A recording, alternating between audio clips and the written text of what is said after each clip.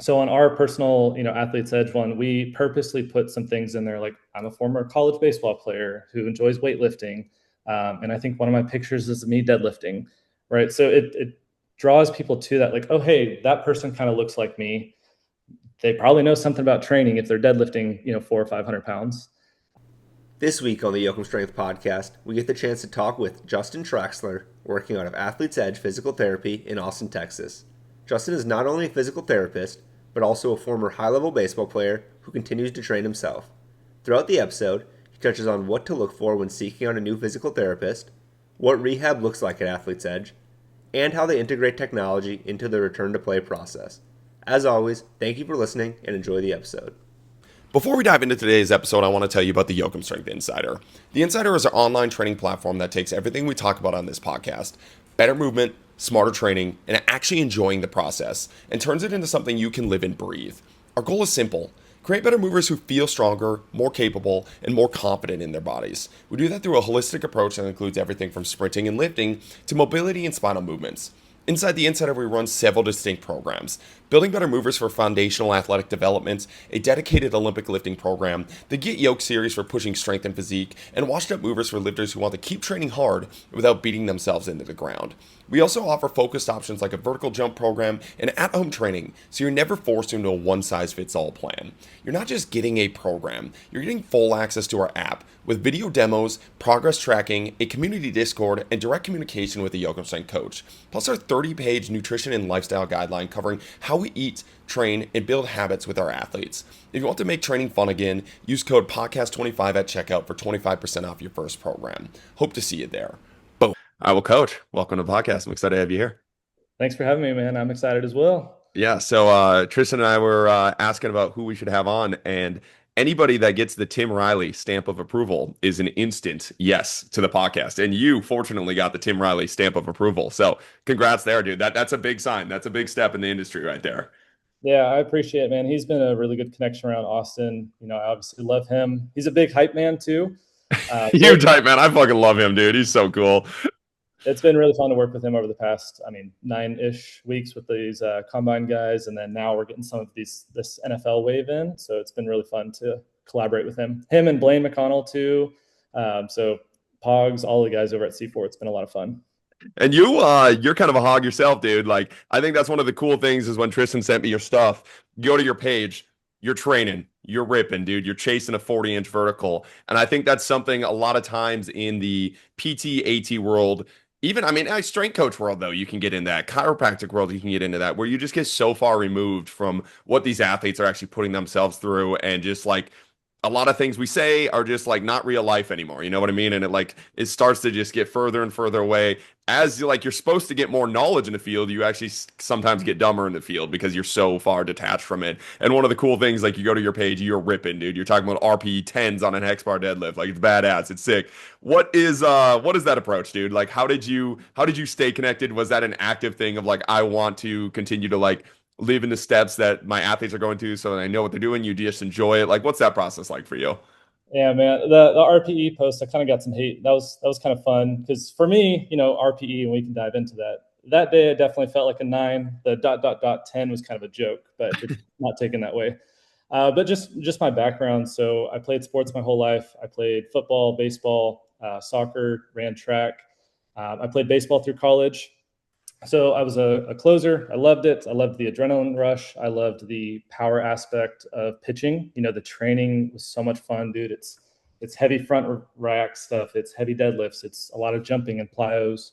And so for me, I missed that. So I missed training for something, which is funny with Apex, right? Because that's the whole saying of it's something to train for. So towards the end of my baseball career, I had to kind of make a decision. I was getting potentially drafted by the Phillies, and then I got accepted into PT school. So I had to be realistic. I'm like, I'm a 5'11" right-handed dude, and I'm probably not going to be going to make millions playing professional. So I chose to go to PT school in San Antonio at the University of Incarnate Word, and I loved it. Moved back here to Austin with my wife. We've been together now like 5 years or so. And then I was chasing a private practice that emphasized sports rehab.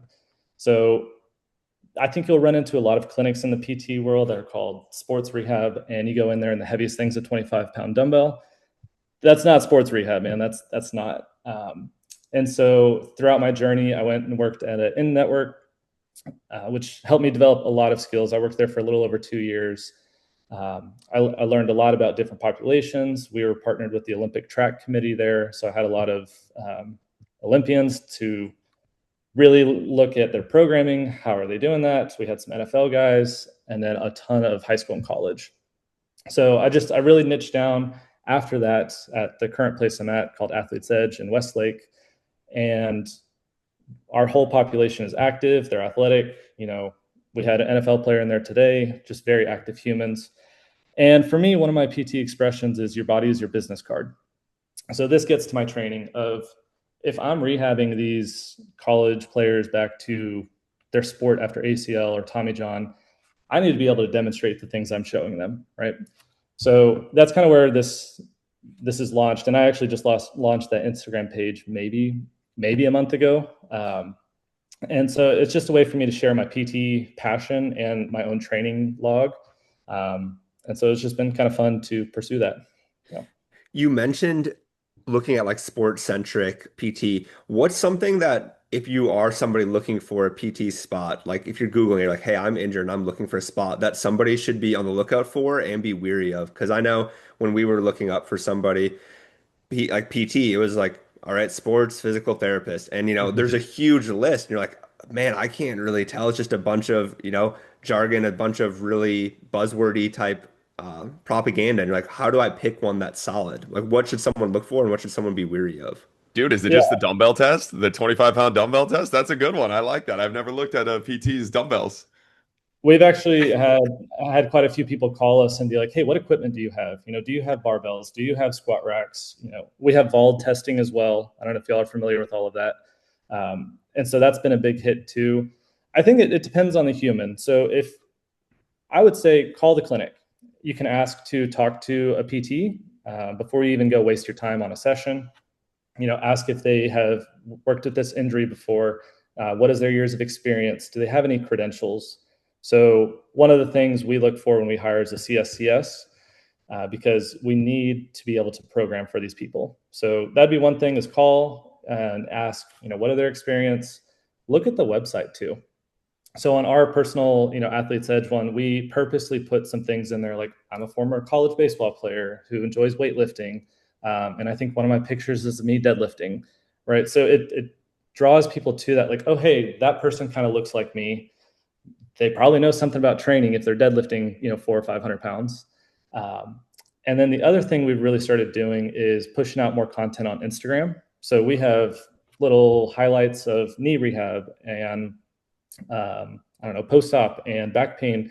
So you can go and click and be like, okay, these guys are not just sitting on a table, right? They're squatting, they're deadlifting, we're throwing up programming. So I think that has been a big shift that I've seen in clients over the last year or so. Finding us is, they'll find us on like Instagram, they'll go look us up, and then they'll call us. So I think that's been actually a really big avenue as well. Dude, that's kind of interesting, because it's like, it's cool that you guys are embracing that side of things. Because honestly, like, I hear so many people talk about not doing that, not posting training, not posting that they were ex-athletes, because like they're scared they're going to get labeled the meathead or like the strength coach. And like, I've worked with a lot of ATs in the college sector, and like, they have told me the reason they don't go into the gym is because they don't want to be looked at as a meathead, as a dumb person. I'm like, that is so wild. Like, we are in the performance sector where you're talking about how your body should be, like your marketing right there should be. But like, we have this weird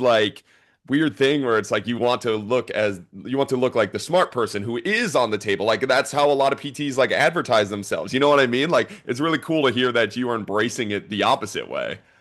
Yeah, I think you should live it, right? When people are asking for programming advice, I'll spend half my session, kind of like Adam was talking about on here too. Sometimes PT looks like program modifications. It's not always necessarily dry needling or manual therapy or 15 different exercises. Sometimes it's just modifying someone's exercise program and their load management, their frequency, and just giving some guidance there too. So how did you go into like how did you decide PT was the route for you? Because if you are in the performance sector, why did you decide not go like strength coach or go into like baseball coaching or whatever? Like what was the thing about PT that drew you there? So I have the pretty classic story of a PT of like, we got injured, you go through PT, you're like, oh, this is kind of a cool profession. You get to work with humans, you're not trapped behind a computer. Um, it's very intellectually stimulating, which I chase. Not every person's the same. And so you have to kind of be a chameleon with people. But for me, to be honest, when I played in college, I was between being an athletic trainer and a PT. The hours that ATs put in is incredible. Like, I Criminal. don't I don't know how they do it, man. It's especially I was at a small school, so we had like three athletic trainers, and they were working 5:45 a.m. to 9 or 10 when we finished our baseball games. And so that was a big turnoff for me. And my wife and I are high school sweethearts too, so that was a factor of like, hey, I need a steady job. Like, I need to be home with her. I'm not a single 23-year-old dude that can spend 12 hours on a campus. So I really liked that it's mentally stimulating. I can work with the population I want. So if I am burnout on something, I can pivot to more of I'll never get out of the active population, but I have some options, right? Versus an athletic trainer, you tend to be locked in at that one role. So that's kind of why. As far as like a strength coach, too, part of it is hours. Um, and then I just really loved the physical therapy profession and want to make a difference there. What's the general pathway to becoming it? I know for some fields, right, there's a ton of credentialing. And like you said, look from someone's website, look at what their credentials are, look at what their background, look at how they train and what they do. But become like an actual PT, what does the general schooling look like? Is it a bachelor's and then into a master's into a doctorate, or how does that generally look? Yeah, so it's a 4-year undergrad degree. You do not have to have it in like a kinesiology or anything. You just have to make sure you hit the prereqs to get into physical therapy school. So after your 4-year undergrad, it's 3 years generally of physical therapy school. It's a doctorate level degree. So I technically am Dr. Justin Traxler, PT, DPT. Most PTs do not have us, like, we don't go by the doctor title. So at work, I just go by Trax. But a lot of people don't know it's a doctorate level profession.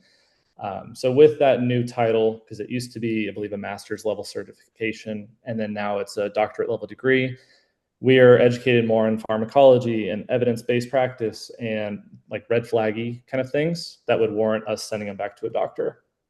Um, so that's kind of the path. And then once you graduate your undergrad, you need about 250 to 300 hours to apply to PT school. Because the PT burnout rate is insane. I think we're in the top 5 medical burnout professions. And so I think schools do that in order for people to really see what you're getting yourself into, right? So you do those observation hours, you get your letters of rec, you get into PT school, and then you go do your 3 years. As far as the actual schooling, 2 of the years are spent in classroom, and then 1 year is generally your clinicals. So you're doing 3 or 4 clinical sites, different settings. And So. you mentioned before we started this podcast that's because Tristan and I we've heard from a lot of PTs, a lot of coaches where it's like the academic side is actually kind of frowned upon. And especially in the PT world, AT world, I've heard this a ton. Even just Adam was just on the other day talking about this, how a lot of it prepares you to work with like old broken people, right? Like the people that is the number one like population of PTs going in, right? And then you get out and you're like, well, I want to work with athletes, and all of my stuff has been not surrounded about athletes. But you talked about how your experience was actually really good. Can you kind of talk about that and maybe what the typical approach is in the like the schooling, and then how you got to like branch that out into like the sports side of things so you can actually live and do what you want to do with athletes? Yeah, absolutely. So PT school, I may get some hate for this, but PT school prepares you to take that board exam to pass. So by the end of PT school, you know a little bit about a lot. So it kind of gives people a pathway of like, maybe I like neuro and you can go pursue neuro, or like I was very sports ortho. Um, the cool part about that is, yes, you learn about the body function, how the nervous system collaborates with the musculoskeletal and cardiopulmonary and all that stuff, which I think you do have to understand that basic physiology as well. From there, I had a good experience because my first semester, all of our basic science classes were taught by an LSU PhD exercise physiologist. And he went into the weeds, man. We had to build programs out for people. We had to be able to describe tendon pathologies. He went really nitty gritty, which I appreciated because I got exposure. So maybe I didn't understand it at the time. I was like, okay, cool, tendons, whatever. And then fast forward to my clinicals. So when I'm actually out treating patients with supervision, then you can kind of dive into that sports world more and get immersed in very specific populations. So I actually think a lot of the sports knowledge comes from your clinical sites, not necessarily in a classroom. But I think that's probably the most common complaint we get is PTs don't know how to prescribe exercise. And I totally understand that. I think we're going to see a shift in that going forward, though. So are those clinicals, are they like an internship? Like would somebody come to your guys' practice and do their clinicals there, or is it part of the school? Yeah, so it's that third year of schooling. So you're still technically a student, but you are out on clinical sites, which is basically a fancy way to say you're working for free. Uh, Actually, you're paying to work, right? You just the Yep. clinical sites, we make no money on it. If any students are listening, I always wonder this: the clinic sites make no money on students. Okay, it is really taking y'all under our wings. So I almost always have a student. I really, really enjoy having students, and I think it also keeps me humble of knowing where I started, and how much knowledge I have now, and I can share that with people. So hopefully, we start getting more new grads that are CSCS driven and know how to program for patients and not just given 3x10 on clamshells.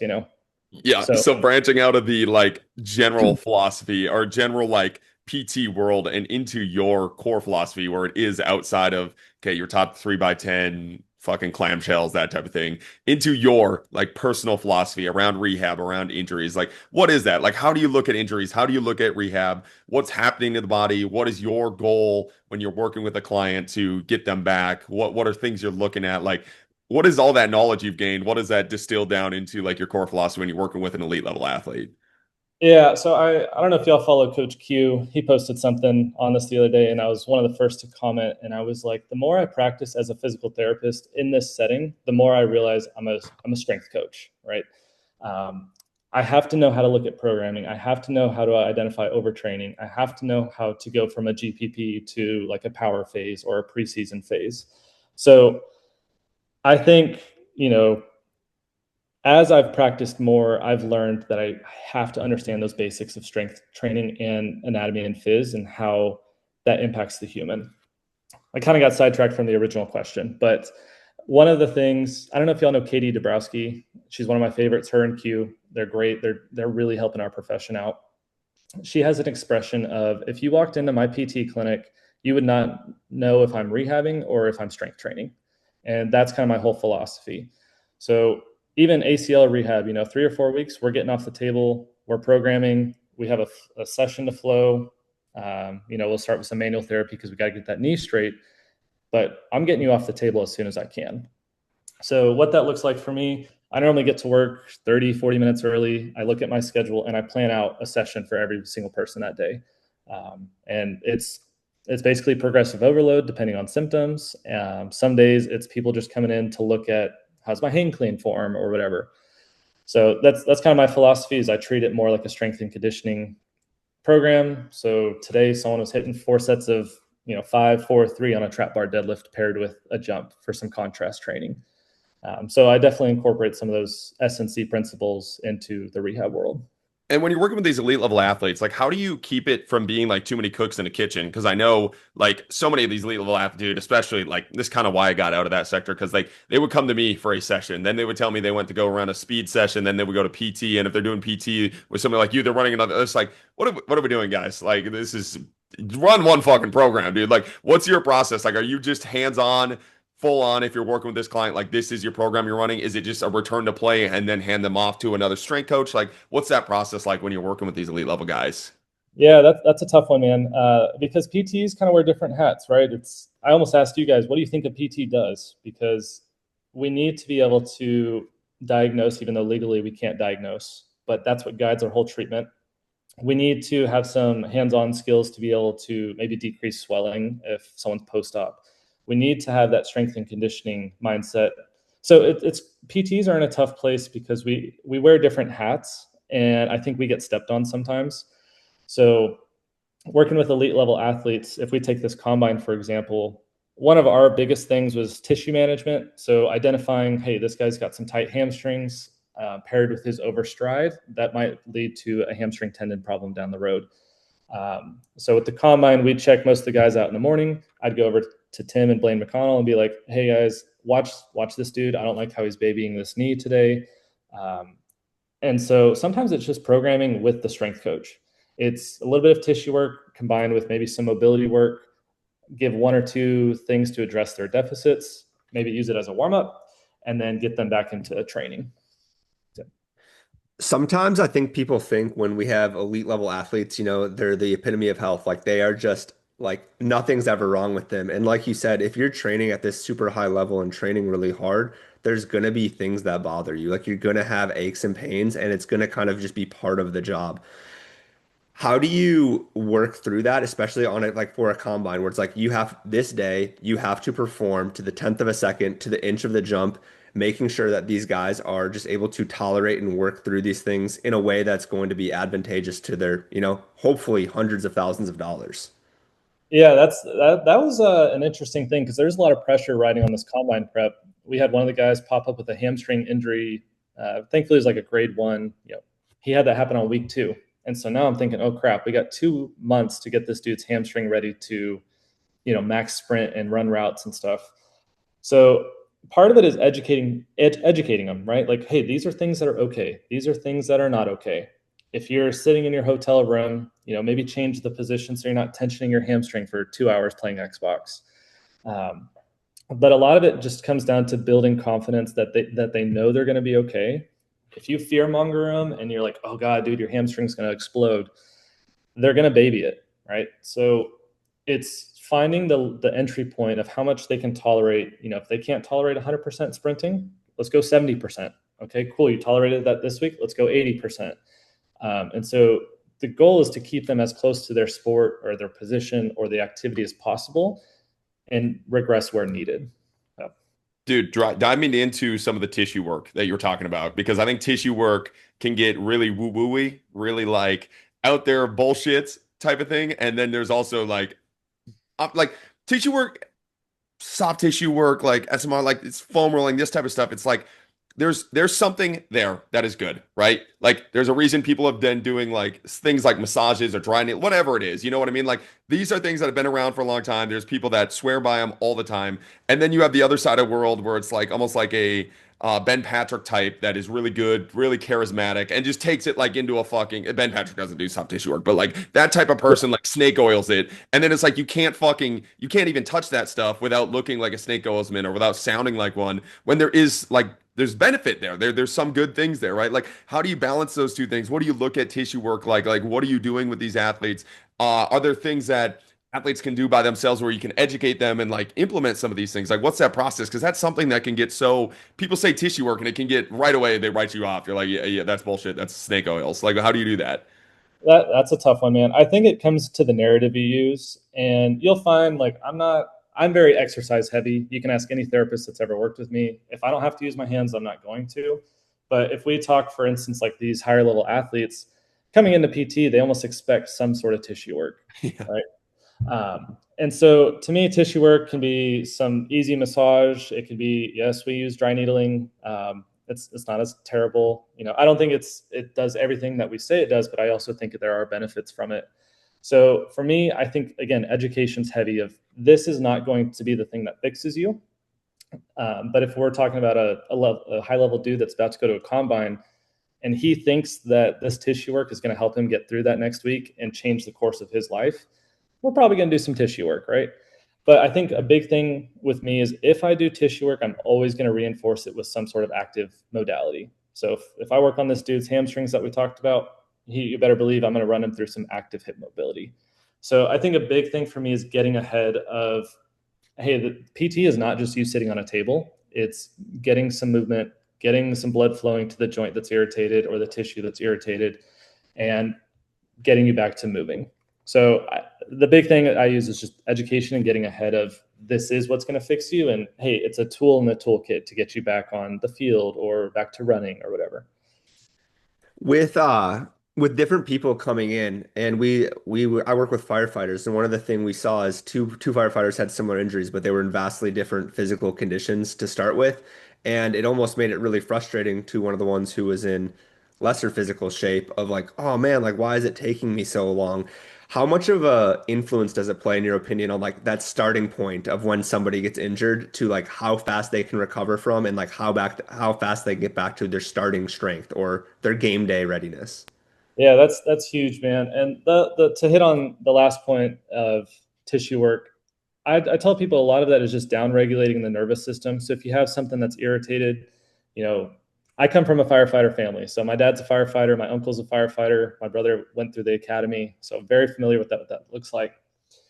Some of it could be stress of like, hey, maybe this guy's got some life stress going on at home, and that's increasing maybe a systemic effect of cortisol or lack of sleep, which then is going to set off that whole body, right? So I could definitely see it's frustrating when you have those two guys that maybe are supposed to be training together and one's regressing more, and it's just too complicated, right? Pain is not simple. There's an expression we use in PT. It's called treat the environment. So what does your hydration look like? What does your sleep look like? What is your caffeine intake? Are all of those things can influence your nervous system and the state of your nervous system. And that's where kind of like Adam Meekins was talking about is you have to talk to the human and find out about their weekly life and find out how to maybe affect that change, right?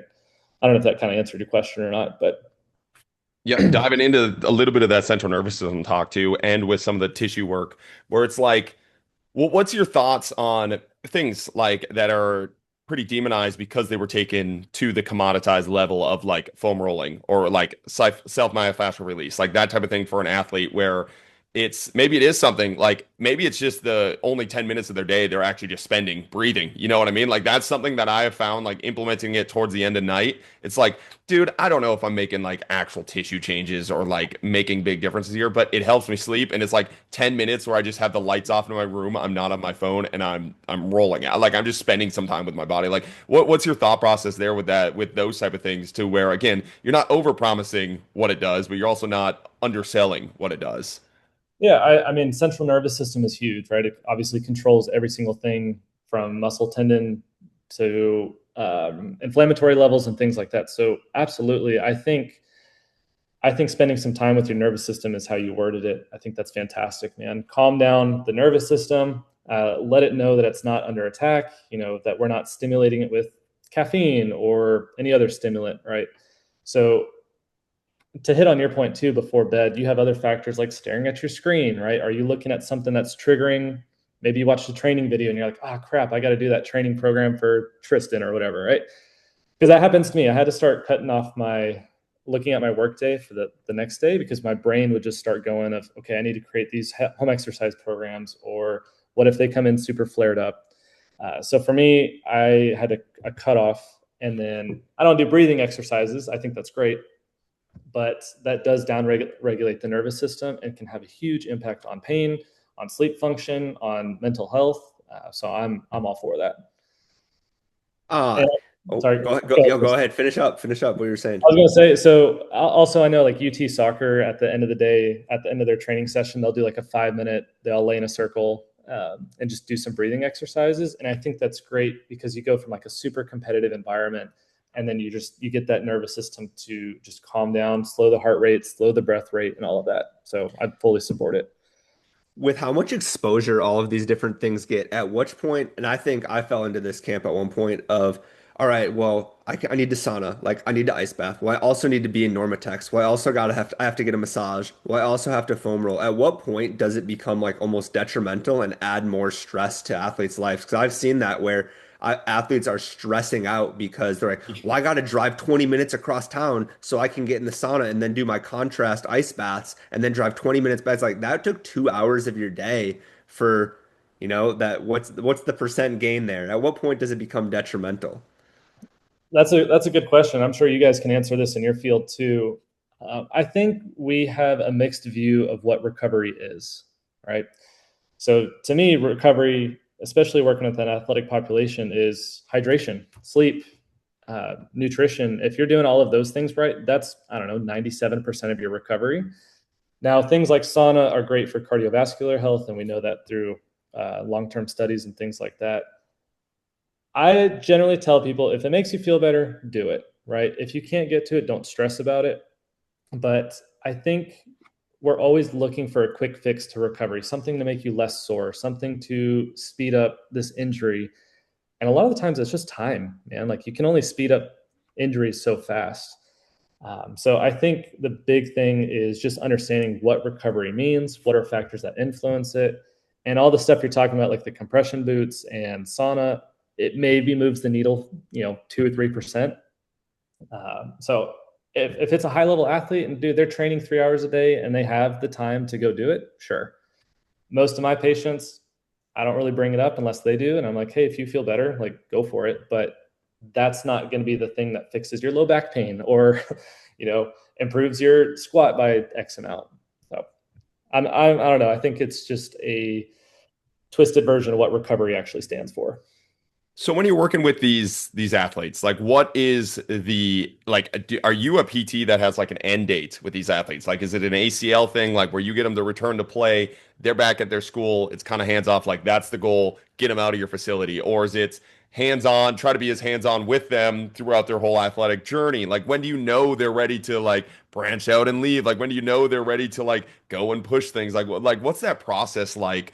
As a PT, that would stress me. I think that would be a huge stressor as a PT of like, fuck, like, is this person ready to like go to that next step? Or, but like with somebody like you, dude, it's like they could also just train with you. You know what I mean? Like, that seems fucking awesome too, where it can be concurrent. Like, okay, now we're out of return to play and now we're into performance sector. And obviously, return to play is a performance sector, but like now we're like I'm with reaching you. next levels. You know what I mean? Like, what's that process like? What's that end date like with a lot of the athletes you're working with? Dude, that's a tough one. So initially, like when I first started working with athletes, I was terrified because I'm like, what if I didn't do something right that then they go back too early and tear something? So I think I've gotten a lot better with experience and research. I'm a big research nerd. Um, and one of the big things is objective measures. So one of my heaviest populations I work with is return to sport ACL. And there are some horrific statistics on PTs getting back limb symmetry index. I think in the youth population, it's around 42% of PTs can actually, 42% of those athletes can actually get back to their prior level of sport. And I honestly think that number's a little too high. So when it comes to getting back to sport, we need objective data, right? What's our limb symmetry quad? What's our limb symmetry hamstring? What's our quad to hamstring ratio? And then we have a ton of jump tests, right? What does your single leg hop look like? What is the quality of that single leg hop? And so I think what's been cool just in the 5 or 6 years I've been practicing is the amount of research on return to sport is increasing almost annually, right? So now we have more measures to go on of how do I know this athlete is safe, and what is a good number for strength that this 16-year-old girl needs to be putting out to get back to soccer. Now, at the end of the day, you can't prevent injuries. You can reduce the likelihood by improving motor patterns and stuff like that, but you can't prevent injuries. And when you talk about this performance sect, for us, our whole thing is we want to get them back to that return to sport and then continue that journey with them. So a lot of our college athletes come back and do off-season training with us, or they'll come in for their holiday breaks to keep up their strength program, or they'll come in to look at their strength testing again. So we tend to keep people around a little longer and slide more from rehab to more of that performance side that you were hitting on. I'm a bit of a sports science nerd too, and when you mentioned these like objective qualities, like I really like being able to track those. And you mentioned a few, but are there any that I know when you like, for example, when you jump on a Hawkins force plate, you get 197 data fields, and most people are like, oof, I don't really know what any of those mean besides jump height, right? But there are really useful metrics. What are some that you would use for an ACL return to play? Like, what are Yeah. the ones you find the most value in? Yeah. So there's some objective tests. I mean, the number one that I always start with, because it will dictate how the other ones will look, is like quad and hamstring isolated strength testing. If I see a 99%, strength symmetry there, I'm expecting the jumps to be pretty good. Whereas maybe I have somebody at 80% quad symmetry, but all of their jumps are 99% symmetrical, that's a red flag for me. That means they're compensating somehow, right? So I normally start with that isolated test, and then we'll go through a variety of jump tests, like a single leg hop for distance, triple hop crossover. There's a figure eight test. It's all single leg hopping. And so we look at objective measures of distance. We look at quality. Can they get their knee over toes?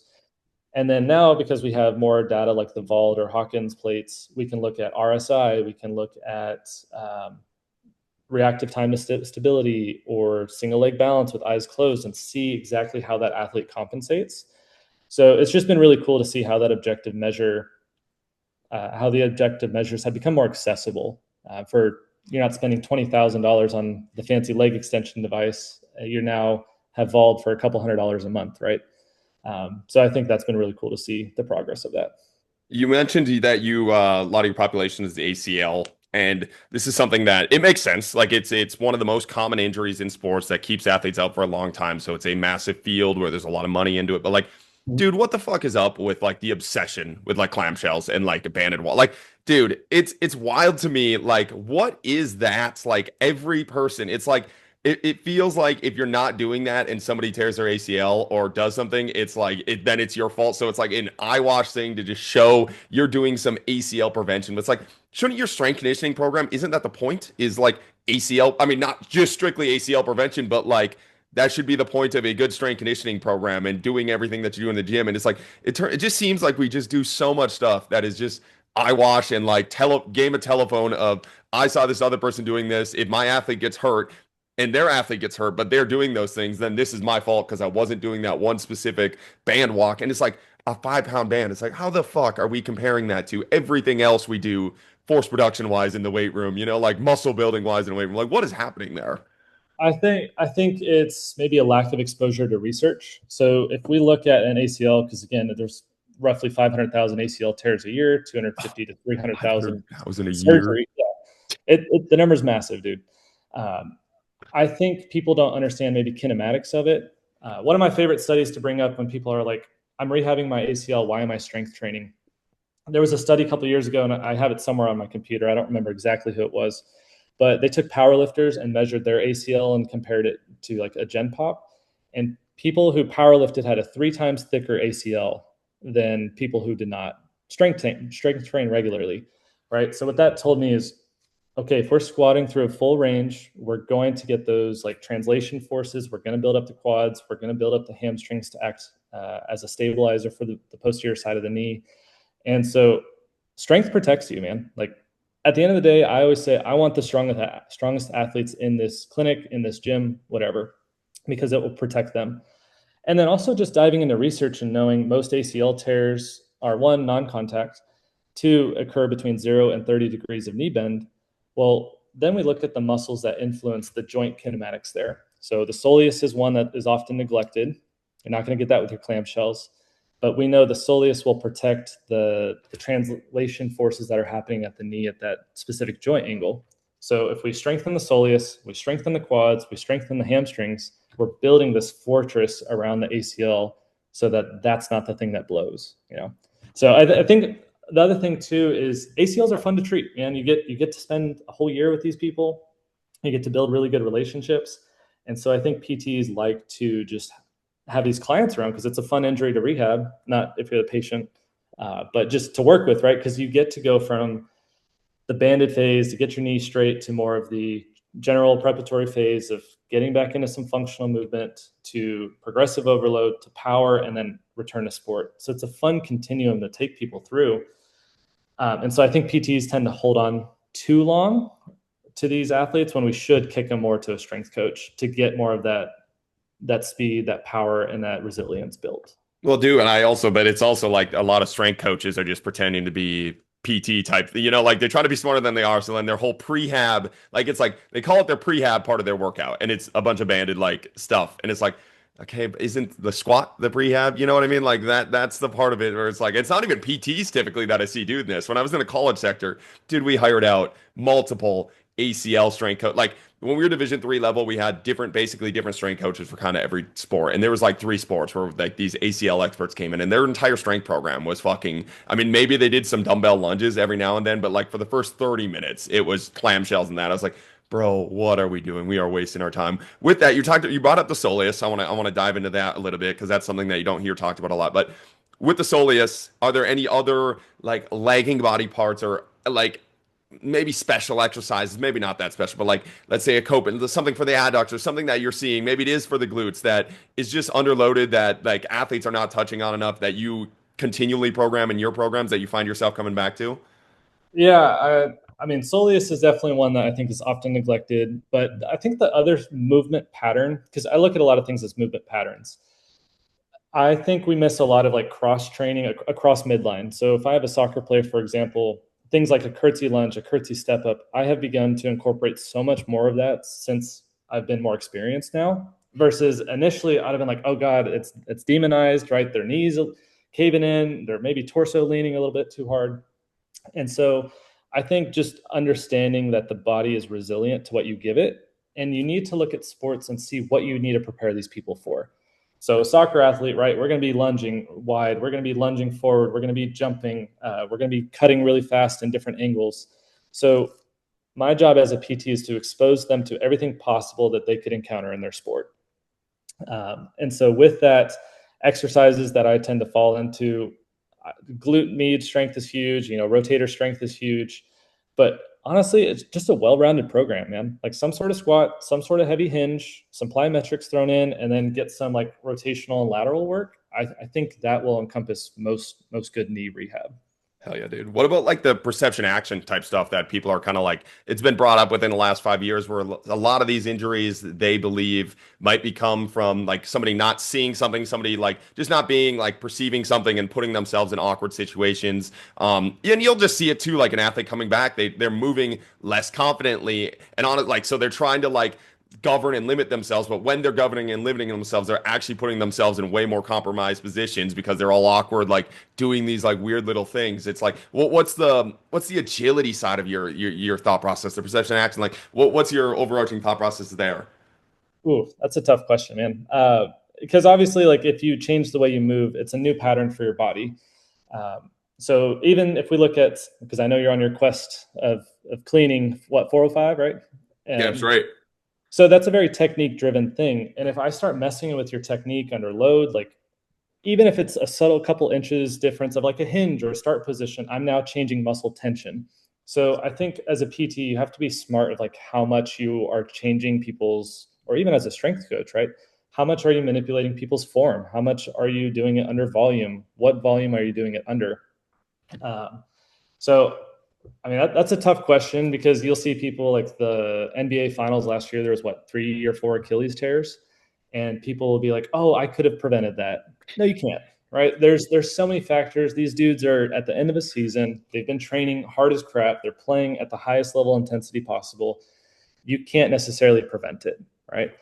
Now, maybe you can identify risk factors, maybe like an ankle stiffness thing, and maybe hit that person a little harder with ankle stiffness in the off season, but you can't prevent injuries. So I don't know. I always have a hard time when any major injury happens, like this whole Lindsey Vaughn thing. I don't know if y'all kept up with that.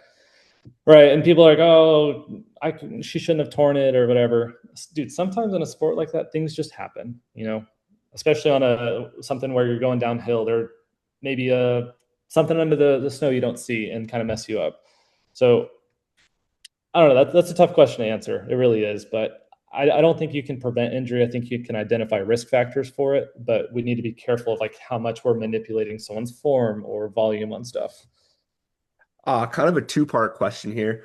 I know, especially for athletes of all level, whether you're in high school, looking to get those D1 offers, and whether you're a D1 athlete looking to go to professional in some sport, of athletes maybe not being ready, but it's the finals, it's the state tournament, it is, and trying to get them out there. Is that something that makes you quite nervous of like, hey, like I almost know you're not ready, and who do you almost give that authority to sometimes? Is it the coach, is it the athlete, or is it you? Like if a coach asks you like, is this athlete ready? And you say no, but they want to go out there, who kind of has that final say? And then opposite on the other end of you're like, hey, dude, you've passed every benchmark of this test. Like you are good to go. Like you are just as strong as you were before this injury, but you're like hesitant to get back out there. How do you help that athlete become more confident?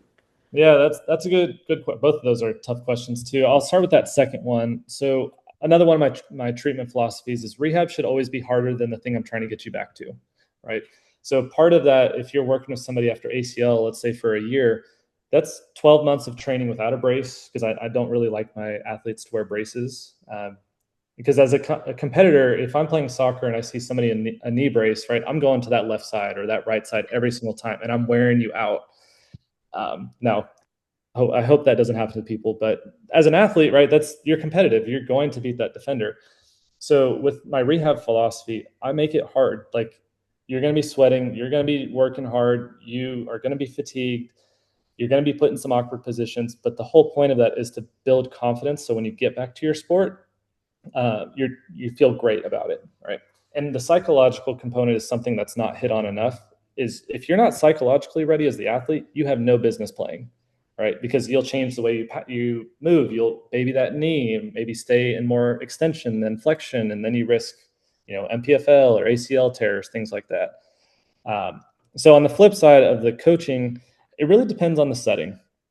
So in the high school world, all the trainers ask for notes. So if I put, Tristan can't play or Austin can't play, they will not let you play.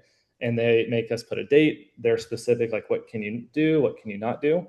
So in that sense, at the high school and middle school level, we control most of that. At the college level, it's most likely going to come down to the head coach of like, hey, Austin's our best thrower, right? He's throwing today. And you just got to live with that. Now you can advise all day. I generally say anything I tell you, it's advice. It's not the law. So if I tell you, hey, you probably have a good chance of tearing something, and you go do it, I tried to advise you. So at the end of the day, it's just a recommendation. The knee brace thing is funny. I worked with a college head coach that would make, if any of his offensive linemen had a knee brace, he'd make them wear two because he didn't want anybody targeting the one, so they always had to wear two, and they hated Yeah, it, but they would wear absolutely. one on their healthy knee too, just so like people on film weren't like, yeah, that's their bad knee. We're fucking cut tackling the shit out of that knee.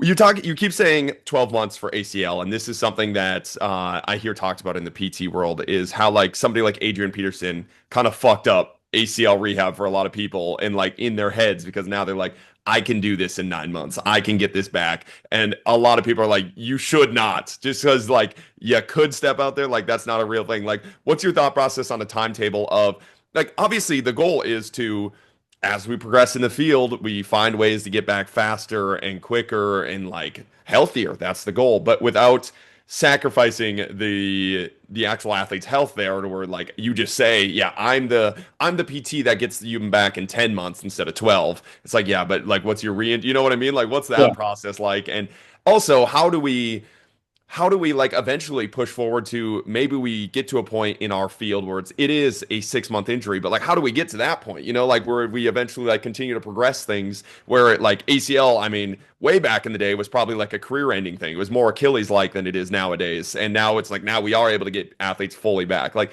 what's that thought process? How do you balance those two things of like not being an idiot and not being the person that just like is stealing all the money, telling them they can do whatever they want, while also still being open to like new ideas to push the field forward. Yeah. I think part of that is I don't operate on a time-based criterion. So just because you tear your ACL, I don't operate on that 9 months, right? I operate on a criterion based. So all the objective tests we talked about, when you prove to me that you're ready and safe and you can do it well and with good form, that's when you're ready. Some people that's at 10 months, some people that's at 17 months. So I think that's part of it. And a stat for you guys.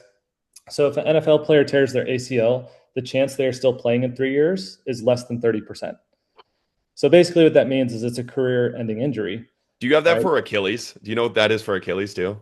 I'd have to look. I have a whole journal article on Yeah, my I was gonna say I computer. read that one time where it's like fucking like 80% of Achilles, like you're done within 2 years, something crazy. Well, even if you look at Aaron Rodgers, right? Because he's one of the more recent ones. He had all of the fancy procedures done, and he was back playing. If you watch how he moves, it's altered, right? He's not the same player, and that's no dig at him because obviously he's making millions and I'm not. But I think people look at these elite level athletes that have all the time, all the financial resources. They don't have the stress of working an everyday job and coming home to a kid that doesn't want to eat the dinner they made. Um, I have a 2-year-old, so that one resonates with me a little bit. So I think just idolizing these athletes, they're in a different ballpark than we are, right? We all have jobs, right? We got to go work our 8 hours and then put in the work to do our rehab or our strength training or whatever. So I think if you actually look at those people and when they're coming back, their movement quality has changed, right? And another stat too, if you return to sport before 9 months, your re-tear rate is almost 52%. Okay. Even at 9 months with good rehab, the re-tear rate is about 30 to 37%. Right. And each month after that, it goes down. So if I have an elite level athlete, I would rather hold on to him for 2 more months. That's 2 more months of building confidence. That's 2 more months of strength under your belt. And that risk of tearing goes down. So I don't know. I think that answers your question there, but it's a tough one, right? Because we idolize these athletes and we see them, oh, they did it in 6 months. Why can't I? Well, you don't have 6 different people working on your leg and maybe some extra PRP to help or something like that. I was gonna say some peptides out there too. I wasn't going to throw the peptides out there, but that's a new wave that's coming through. So. Well, okay, so finishing up this podcast, I want you to. This isn't like anything set in stone, but if you're theorizing, because I've been thinking about this a lot of like how much we have changed our ability to recover from an ACL, where it used to be career ending, now we're back in 9 months. Like that's crazy. Like I feel like we don't appreciate how different that is. Even like I remember being a kid and somebody would tear their ACL in the NFL, and it's like he's done. And now it's like he's not. He's just it's a year injury. And it's like everyone's just like accepting that like it's a thing. Achilles seems like we're reaching more like still a little bit sketchier with Achilles. Like not all these like Aaron Rodgers is a great example. Like when he comes back, it's just not the same. But he's also 40, so you don't really know. Maybe Yeah. if he tore when he's 23, a little different. Like maybe he's coming back struggling with an ACL. But like theorizing for the future, like what is the how do we push that? Like, do you think it's a different surgery? Do you think it is something peptide wise? Like, what do you think the future of that looks like? That is like the next unlock if everything is going right, or if there's any research that you're like, they're just touching on. Like, is anything like that you can think of? Yeah, so there's two things my brain goes to. So one, if we look at why is the timeline so long, right? It's because those tissues, those ligaments they get such bad blood flow, right? And that's all of your nutrients for healing. So we need to find a way to increase blood flow to that area, which helps bring white blood cells and all these other healing properties to get that tendon or ligament thicker. So that's the first problem is you can only speed up blood flow so much within your body, right? The second thing, and one of the things I think helped ACL surgery the most, and maybe we'll see this with Achilles, is early mobilization. So if we have an athlete that has an ACL surgery, I'm trying to get them in clinic within the next 3 days. We're getting those quads fired. We're using E-stem. We're using blood flow restriction therapy to get that process started. And with Achilles, we still generally have a non-weight bearing period. We have a graded progression of these little things in the boots that they're called wedges. That's what they are. You take these wedges out a little bit at a time, and then you get back to partial weight bearing and then weight bearing. And so I think maybe with Achilles, we will have a maybe safer procedure to where we can get people ambulating quicker to build back that actual gastroc and soleus musculature, get them back to training faster. So I think maybe we'll see a difference in protocol change. And maybe that's what these NFL guys are going to help us with, or these NBA guys that unfortunately tore their Achilles, is maybe this will help spark some new healing properties or something like that.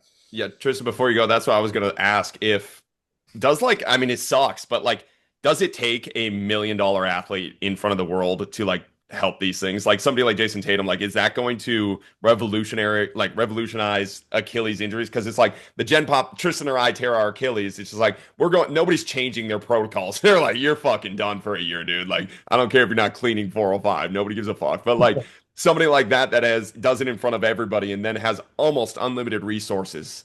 Is that a big pusher in the field? Is that a very real thing, or is that just a perspective thing, viewing that as like an outside source of somebody that is that just genetic freak and they are just able to heal faster?